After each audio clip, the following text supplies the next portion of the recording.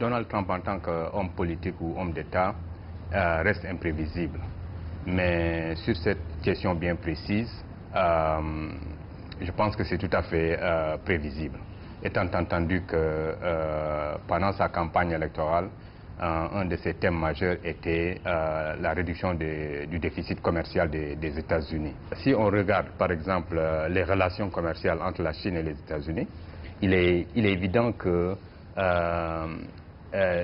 les États-Unis achètent plus en Chine que les Chinois n'achètent aux États-Unis.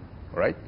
Et le type de produits que les Américains achètent aux États-Unis, si vous considérez ça et vous considérez leur pouvoir d'achat, et le type de produits que les Chinois achètent des États-Unis, normalement c'est sans commune mesure.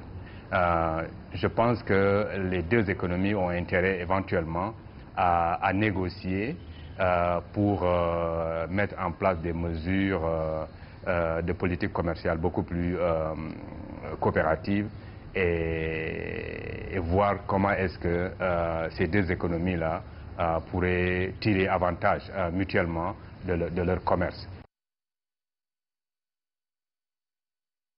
Le secteur sidérurgique aux États-Unis est en crise et le président considère qu'en prenant des mesures de protection, on pourrait relancer, n'est-ce pas, le secteur sidérurgique aux États-Unis. Mais dans la mesure où la Chine est un partenaire important des États-Unis et donc va prendre des mesures de rétorsion qui ne manqueront pas d'avoir des effets négatifs aux États-Unis dans des secteurs exportateurs vers la Chine, la limitation de ces exportations ne manquerait pas aussi d'avoir des effets négatifs sur l'économie américaine, notamment en termes de devises générées à travers les exportations, à travers également, bien sûr, des pertes d'emplois. Du point de vue de l'économie mondiale, il est évident que les conséquences ne sont pas bonnes, dans la mesure où ces deux puissances commerciales qui sont considérés comme des moteurs de la croissance de l'économie mondiale, qui entrent en conflit.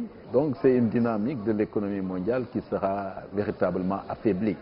Alors qu'on a considéré, en tout cas depuis plusieurs années, et encore davantage récemment, que le commerce pourrait être l'un des leviers de la croissance de l'économie mondiale pour lutter contre la pauvreté, pour créer des emplois et donc amener l'économie mondiale vers une situation de prospérité. Donc face à des conséquences négatives au plan mondial, je pense que l'Organisation mondiale du commerce ne manquerait pas véritablement de jouer un peu, en tout cas, à ramener la paix et la concertation entre les deux parties prenantes, les ramener à la table des négociations